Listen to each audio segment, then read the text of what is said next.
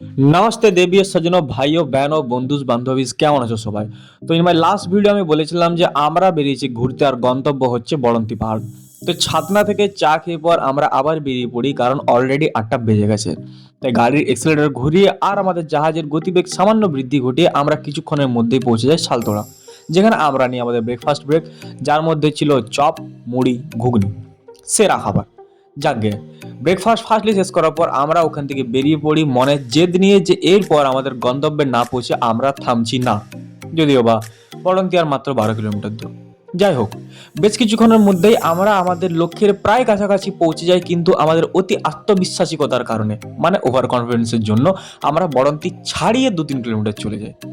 আমাদের উপলব্ধির পর আমরা আবার গাড়ি ইউটার্ন নিই এবং বেশ কিছুক্ষণের মধ্যে ফাইনালি আমরা পৌঁছে যাই আমাদের ডেস্টিনেশন বড়ন্তি পাহাড়, অ্যান্ড হিয়ার ইট ইজ।